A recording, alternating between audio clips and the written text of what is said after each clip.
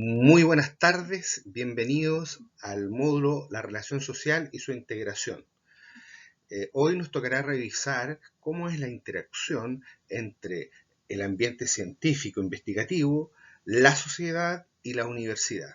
Para lo cual haremos una revisión que también ustedes la podrán encontrar con mayor profundidad en el manual para tutores y promotores de la investigación, donde está anclada esta clase también y con la temática la relación social y su integración. Pues bien, comencemos.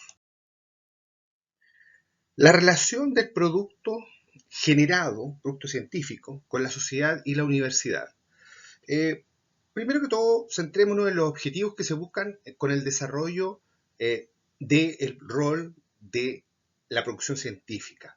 Primero es comprender la perspectiva histórica de la investigación en relación con la universidad y la sociedad. Esa relación, eh, ahondar tal vez en aspectos de cómo nos hemos ido anclando de una u otra manera, cómo hemos ido generando esta simbiosis entre el conocimiento universitario, el conocimiento pragmático científico y los aportes que él mismo ha tenido en la sociedad. Bueno, recordemos que ya desde la revolución industrial en adelante hemos tenido episodios de mucho crecimiento científico. Lamentablemente cada uno ha sido en momentos de crisis, tanto en guerras como ahora, por ejemplo, en pandemia. Tenemos ya ahí claro que ha sido un momento doloroso para la humanidad, pero también ha significado un salto cualitativo en el ámbito de determinadas ciencias que han dado un paso a lo menos 20, 30 años respecto a lo que en su estado de naturalidad hubiesen tenido que caminar este paso hacia el conocimiento. Conocer el proceso del tutor y o enseñanza en la investigación. También nos centraremos en aquello. Ver la importancia del proceso investigativo en el desarrollo de la sociedad del conocimiento. Es muy relevante, muy relevante. La nueva sociedad que nos espera ahí a la vuelta de la esquina va a ser una sociedad basada principalmente en la construcción de información. Tomar el dato, sistematizarlo, transformarlo en información y esa información a su vez en conocimiento. Y ese conocimiento finalmente va a terminar afectando la calidad de vida de las personas, esperemos que de forma positiva. Ahora, la importancia del proceso investigativo, bueno, es el cimiento básico para la investigación, pues. Es el cimiento básico para la generación de un conocimiento, de incorporar la innovación, la técnica, la tecnología, y bueno, y tiene dos grandes, en este caso, dos grandes actores. Por un lado está el alumno, ¿cierto? El estudiante que se entrega y se vocasiona a este proceso, y por otro lado está el tutor, quien tiene el rol de facilitar que ese conocimiento que el alumno necesita y va a adquirir sea un conocimiento pertinente, relevante y que le permita construir ya sea un aporte teórico, práctico o metodológico a partir de su propia investigación. Ahora, una sinopsis. Esta es una sinopsis histórica que creo pertinente ponerla ahí para que ustedes se den cuenta cómo, de una u otra manera, hemos ido avanzando. Ahora, la ruta de este camino que estamos avanzando, probablemente tenga otros peldaños, pero yo me tomé tres grandes hitos para poder explicar esto. Entonces, del producto científico, de la universidad y la sociedad surge lo que llamamos nosotros el conocimiento y el desarrollo integral de las sociedades. Por eso es que es tan importante el proceso científico y por eso es tan importante el rol de las universidades como fomentadoras de ese proceso, porque de una u otra manera las universidades han tenido siempre un rol activo en las sociedades y ese rol hoy día es una convocatoria para todos nosotros y para las universidades en sí mismas para dar nuevos pasos hacia nuevos horizontes. Eh, por ejemplo, en lo que se conocía como la universidad tradicional, ¿cierto? Habían tres instancias de abordaje para el acto científico. Uno era la docencia, vale, es decir, la profesionalización, la cual estaba diseñada para que los recursos humanos tuvieran un mayor desarrollo, ¿no? habitualmente desarrollo técnico. ¿Ah? Y la investigación como producción de conocimiento también estaba anclada ahí, ¿cierto? Pero la cual se centraba más bien en alimentar a la academia de insumos llamados información. Y también estaba la extensión, que sería la mirada de servicio social hacia vinculación con el medio, si usted quiere hoy día, el cual era visto como un servicio social de asistencia a la comunidad. Pero también hay otra mirada, que es la mirada de la universidad moderna. Y en esa se mantiene la docencia hacia la profesionalización, pensemos en los enfoques por competencia. También está la investigación como producción del conocimiento, pero aparece como eje de la vinculación con el entorno. Ahí viene esta mirada que decía yo de vinculación con el medio, de interacción. Han aparecido modelos universitarios donde se generan, por ejemplo, incubadoras de negocio, donde hay una relación con el Estado a través de fondos concursables, etcétera. Y la extensión o servicio social inicia con una nueva perspectiva de proyección social e intervención del sector de influencia, para decir que las universidades captan de sus entornos y de sus áreas de influencia requerimientos y necesidades de la población y se hacen parte en la búsqueda de una solución que puede estar integrada entre la universidad, la sociedad civil y también las instancias gubernamentales. Pero también está la universidad contemporánea. Eh, bueno, aquí claramente tenemos que es una nueva modalidad. El desarrollo dependerá de la naturaleza del proyecto educativo que tenga la universidad. Habrán universidades que tendrán un foco eminentemente económico, social, político, y otras de búsqueda de incidencia en el conocimiento, como los centros de estudio, etcétera. Entonces, tenemos una universidad contemporánea hoy que lo que hace es que busca a través de estas instituciones la formación integral para las sociedades, principalmente con un foco en aquellas personas menos favorecidas, también llamadas vulnerables y en términos de políticas públicas serían aquellas personas que categorizamos de prioritarios. Esos serían como los tres elementos que yo podría identificar respecto a lo que hemos conceptualizado como universidad tradicional, universidad moderna y universidad contemporánea. Usted se dará cuenta que en Latinoamérica tenemos estas tres instancias, no es que estén dejadas en el olvido, sino que algunas siguen siendo tradicionales, otras siguen estando en la etapa de modernidad y unas han dado un paso hacia adelante, hacia lo más contemporáneo. Pero todo dependerá, insisto, de la mirada que la universidad le quiere dar a esta generación entre el producto científico, ella misma como universidad y su rol en la sociedad. El proceso de conocimiento investigativo, en general, considera la siguiente instancia. Primero, fomenta la creación de conocimiento y permite reflexionar sobre los ya existentes. Y esto es muy importante. Primero de todo porque uno puede pensar, creer que el conocimiento ha llegado a un momento en que va a tener una suerte como de estanco y va a ser muy difícil que siga creciendo. Créame que no va a ser así. Por ejemplo, hoy día conversaba en algún instante con algún experto en temas de inteligencia artificial y de transhumanismo, y la verdad es que la frontera que queda ahí hacia adelante cada vez se ha ido corriendo la barrera un poco más, un poco más y un poco más. Muy pronto, a través de la inteligencia y la Internet de las cosas, tendremos un mundo muy diferente. Por lo tanto, las universidades, a través de estos procesos investigativos, deben estar a la vanguardia, deben estar expectantes de poder ser parte de este nuevo futuro.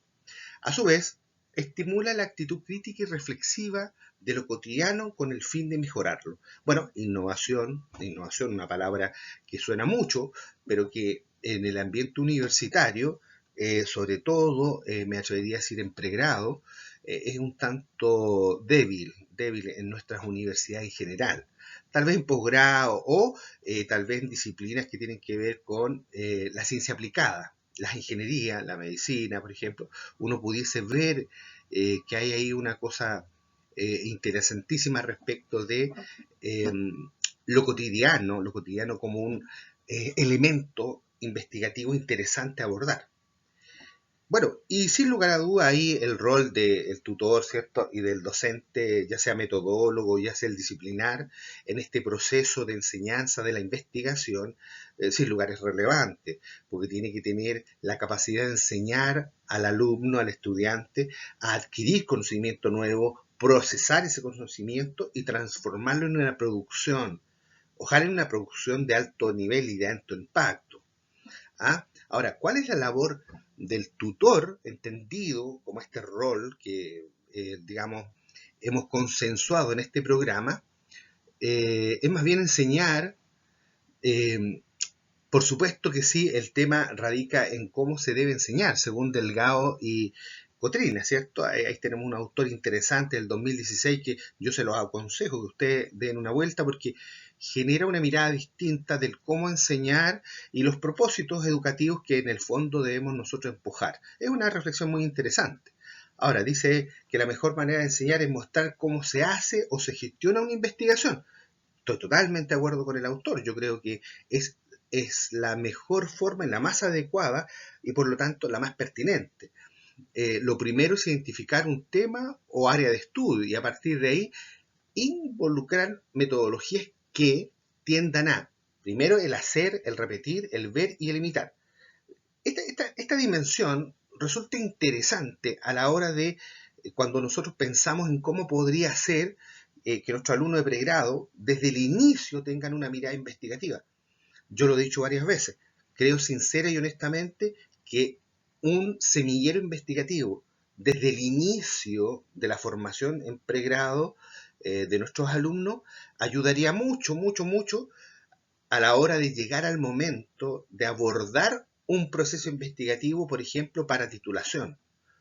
Y de esa forma evitaríamos la reactividad que nuestros alumnos tienen frente a cátedras como metodología de la investigación o estadística y en el caso de salud bioestadística, que la verdad es una reactividad producto de que no han tenido una aproximación desde el inicio, sino que más bien es casi como un proceso que a ellos les llega con una intensidad y un alto estrés. Y ven evidentemente en esas cátedras el filtro para poder ir avanzando en sus procesos, cosa que yo creo que no debiera ser así. Ellos no debieran verlo como una amenaza a su proceso, muy por el contrario. Si fuese desde un principio, lo verían como parte del proceso. Y es más, tendrían mucho más interés por desarrollar investigación. Porque, digámoslo, y seamos honestos, nuestros alumnos en pregrado eh, no tienen desarrollada esta mirada investigativa, muy pocos. La verdad es porque también no les hemos entregado una proximidad y por eso me quedo con lo que mantiene Delgado, ¿cierto? Respecto a que es muy importante aproximarlos a ellos desde muy temprana edad a la investigación a través de el hacer, el repetir, el ver y el imitar. Creo que es la forma adecuada. Ahora bien, esta es una mirada interesante que se las quiero aportar porque yo al menos sentí que reflejaba la intención que está en este programa de lo que queremos lograr a través de este programa con ustedes.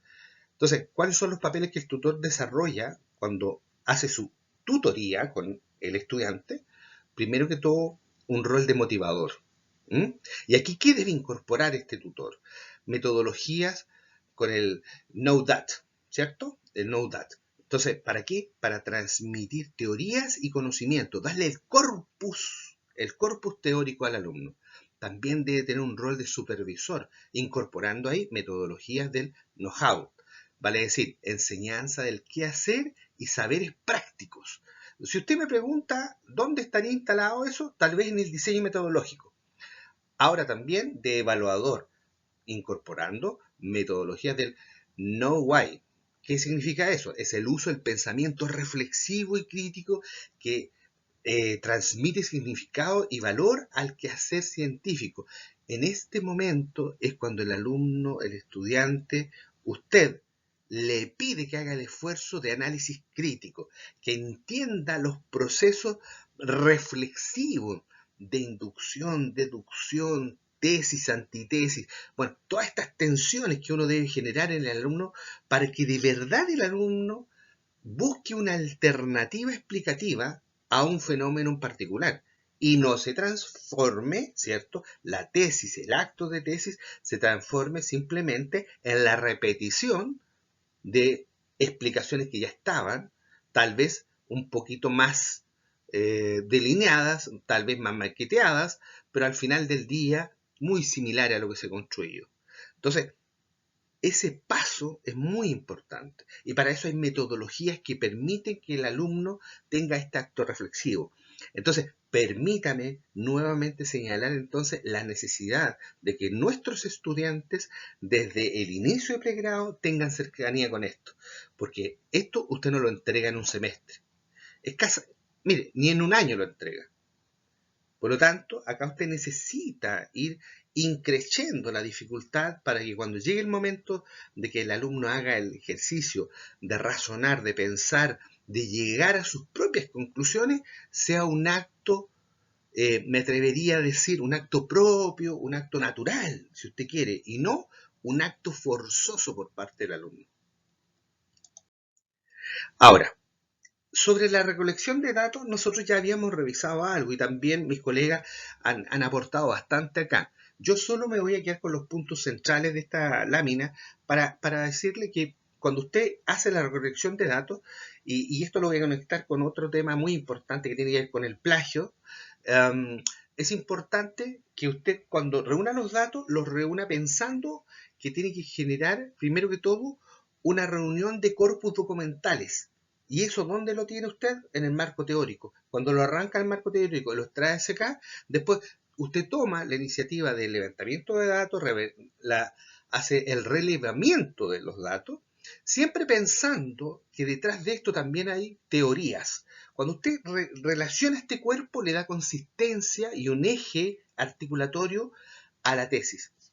Entonces, en segunda instancia, usted debe ser crítico con las fuentes.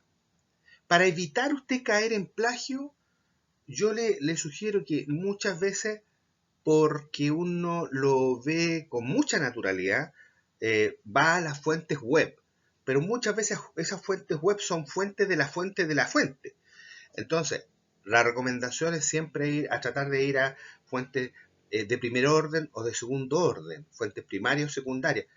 Tal vez las terciarias dejarlas para tal vez aclarar algo, o si es que hubiese que aclarar, pero en definitiva usar fuentes primarias y secundarias siempre va a ser lo mejor, pero siempre con un sentido crítico, entendiendo que muchas de las cosas que hay en la web eh, no son siempre parte de una realidad o de una verdad, porque muchas veces se transforman en fake news o se transforman en páginas con una intención detrás de ellas mismas. Yo esto lo he visto mucho, sobre todo en estudios de humanidad, ciencias políticas y ciencias sociales, que hay mucha información que tiene intención ideológico-política detrás de la misma. Bueno, y ahí es cuando el tutor debe ayudar al estudiante a identificar esas páginas. En un ratito más veremos cómo se hace aquello. Ahora, lo importante también es que uno debe contrastar las fuentes. ¿Y a qué me refiero con contrastar? No usen solamente un buscador, busque en uno, dos o en tres y verifique siempre que va a llegar a la misma información. Porque de esa forma usted lo que le da a la información que relevó, le da cierto cuerpo de verificación, evita la falseación del dato, le da consistencia a lo que tiene y con eso se genera un criterio de relativa veracidad.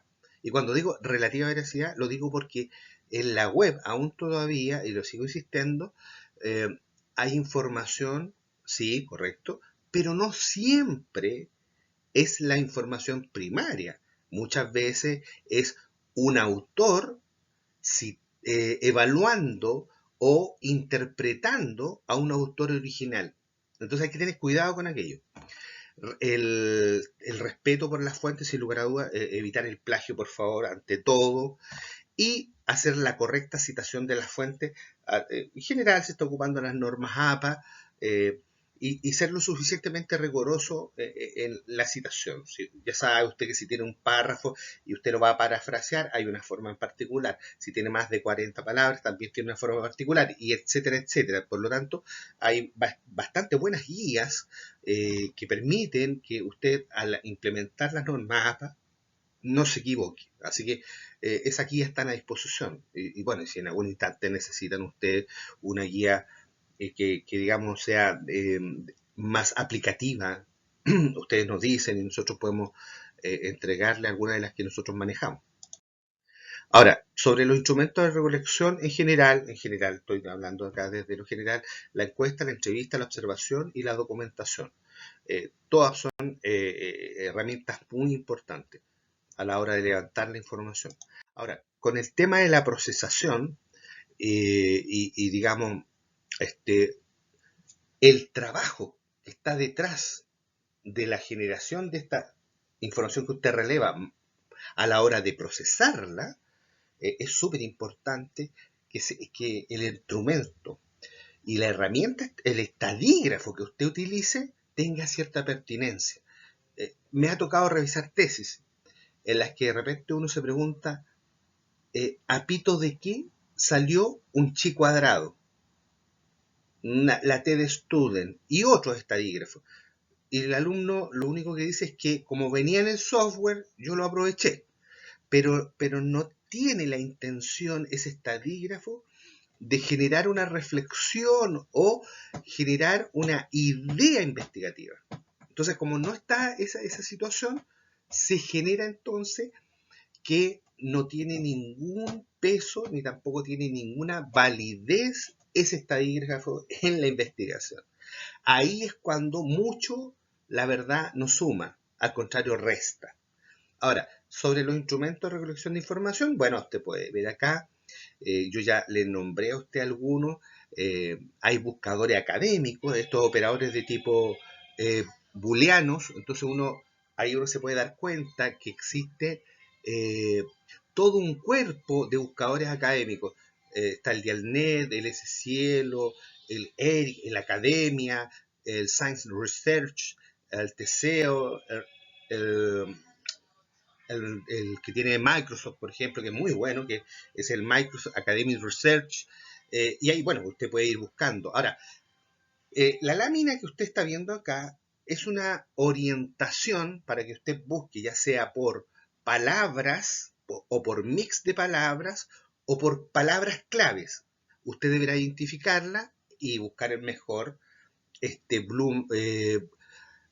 operador, booleano para que le entregue la información que usted requiera. Ahora, yo siempre recomiendo, no ocupe uno ni dos, ocupe tres o cuatro para verificar que llega a la misma ruta. A la misma ruta. Si usted llega a la misma ruta, al mismo camino final, es correcto.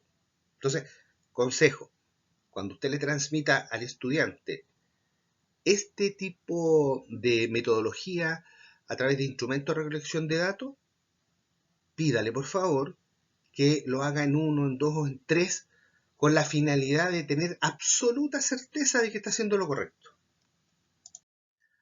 Ahora, respecto de la difusión de la información, cuando ya está procesada la tesis, cuando usted necesita darle la difusión final a la información, pues ya usted logró por fin tener un corpus investigativo interesante, mi consejo es que haga lo que tiene que hacer, comuníquelo. Porque el conocimiento se genera para eso, para socializarlo, para comunicarlo. El valor del mismo es ese, tener una incidencia en la sociedad. Entonces, cuando uno hace proyectos investigativos, en general, cuando son de cierto tamaño hacia arriba, lo que uno hace es que involucra tiempo, dedicación, disciplina y sobre todo esfuerzo. Y eso debe coronar con esto que digo yo, comuníquelo. Dígale al mundo lo que usted hizo. Ahora, es por ello que se merece ser difundido el conocimiento, por lo mismo que estoy diciendo, ¿cierto? Entonces, ¿cómo podemos lograr nosotros eso? La difusión de los resultados puede realizarse de forma oral o escrita. Y aquí al lado usted puede ver que la difusión de los resultados tiene dos patitas, ¿cierto? Una que es la oral, que está usted participe en seminarios, convenciones, presentaciones en general de su conocimiento adquirido. Eh, y es importante, sí, a través de foros, por ejemplo, utilizando la telemática, esta tecnología maravillosa que nos está acompañando ahora y que nos permite comunicarnos en cualquier parte del mundo. Y en lo que se refiere a escrito, bueno, están los informes, artículos y también la generación de la tesis en sí misma. Y cuando están los artículos, usted sabe que los artículos tienen una patita que es el artículo científico y el artículo académico. Entonces, usted deberá decidir dónde va a inscribir el conocimiento que usted acaba de generar. Pero es importante, como digo, difundirlo, comunicarlo. Respecto de... Estos son tips en realidad, ¿eh? Respecto del informe. Los informes poseen dos tipos, el informe científico y el informe técnico. Entonces, cuando uno los aborda, entonces me tomé de acá de un autor que a mí me gusta muchísimo por lo ordenado que es él, que es Borges África, ¿cierto? Que es de 2016, donde él señala 4 tipos de investigaciones, a saber, y dice, investigaciones empíricas, revisiones y replicaciones de investigaciones anteriores y artículos teóricos. O sea, si usted lo observa, son bastante contingentes y en realidad tienen que ver mucho con lo que hacemos nosotros que nos dedicamos a esto. Muchas veces uno lo que hace son investigaciones de carácter empírico, ¿cierto? Pero también hace revisiones a investigaciones anteriores, donde uno busca una lista distinta o una observancia diferente. Pero también hay replicaciones de investigaciones anteriores. Por ejemplo, muchas veces los estudiantes de posgrado, por ejemplo, que han hecho una maestría, tienen una línea investigativa desarrollada en su maestría y después, ¿qué hacen? La hacen extensiva en posgrado, en un doctorado, o ya sea en una investigación de tipo postdoctoral. Pero ahí hay una línea, entonces ahí hay una replicación porque está tomado desde un ángulo distinto de la misma investigación anterior.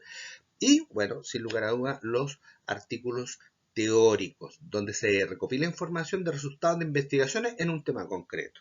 ¿Mm?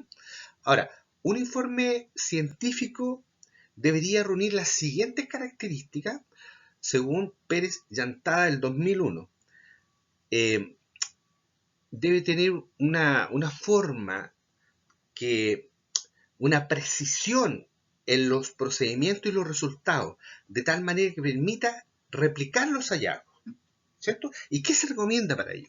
Primero, usar párrafos cortos. Estoy hablando del informe. Utilizar un lenguaje directo y sencillo. No dar excesiva información. Tener especial cuidado con los acrónimos. Es imprescindible escribir todas las palabras que componen el acrónimo. Pasa muchas veces que, y esto tiene que ver con un fenómeno psicológico, si usted quiere, que se da en la hiper-expertise. Cuando uno empieza a hablar en códigos, que son los acrónimos, se olvida que el que va a leer la tesis o el artículo científico, ¿cierto? No siempre es un experto al nivel de el que lo está haciendo. Entonces, por lo tanto, hay que respetar mucho el desarrollo de los acrónimos para que la persona que lo lea lo sienta de alguna u otra forma más amigable a la lectura. La amenidad, de forma de motivar al lector a leer el informe completo. ¿Y qué quiere decir esto? Que el artículo debe tener, si bien densidad, y eso yo lo acepto, no tengo problema con la densidad y la complejidad teórica de repente que debiese tener un artículo por el área en general, pero también debe tener una cosa amena, tiene que poder leerse sin caer en la pesadez intelectual, en el abuso del intelectualismo, si quiere usted.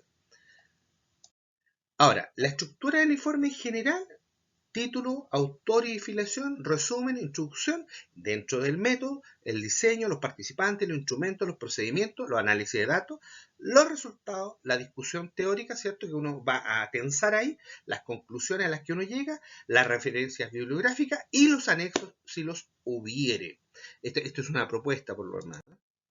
Ahora, sobre el análisis bibliométrico, fíjese que es muy importante cuando usted construye una tesis o construye un proceso investigativo, ser muy riguroso con la bibliografía. ¿Y por qué digo esto? Porque de repente las normas APA en ese sentido son bien exigentes a la construcción del marco teórico y a las referencias. Entonces, por lo tanto, ahora, existen software que permiten que usted pueda realizar estos análisis bibliométricos. Eh, bueno, usted los puede buscar en Google, hay muchísimos, pero se puede hacer, e inclusive más. Mis consejos, mis tips son, primero, ponga el acento donde autores, título de la publicación, tipo de documento, idioma, resumen y palabras clave. Aquí yo creo que sería una ruta bastante expedita para tener un análisis bibliométrico relativamente consistente y no estar faltando a las normas APA. Ahora, para que se entienda de qué se nutre la bibliometría, entonces, en general, uno podría decir que se nutre la bibliometría de ciertas ciencias, por ejemplo, la estadística, la sociología, la informática, y desde la informática a la generación de bases de datos en general. Um, hay manuales reconocidos en la bibliometría. Y usted, por ejemplo, podrá encontrar el manual de Frascati, el manual de Oslo, el manual de Canberra, y ahí usted podrá encontrar, ¿cierto? eh, Ciertos o ciertas orientaciones o ciertos ejes orientativos para poder desarrollar un mejor trabajo. Yo le recomiendo que usted como tutor, como profesor guía, como disciplinar, se acerque a este tipo de información. Fíjese que se puede sorprender usted de lo facilitador que puede llegar a ser darse una vueltita por el tema de la bibliometría. Y finalmente les entrego acá el cuerpo de referencias bibliográficas a las cuales yo aludí para desarrollar esta clase. Amigos míos, como siempre, ha sido un gusto, un placer estar con ustedes y bueno, eh, esperemos que el próximo sábado podamos solucionar todas las dudas y consultas que ustedes tengan. Un gran abrazo y hasta luego.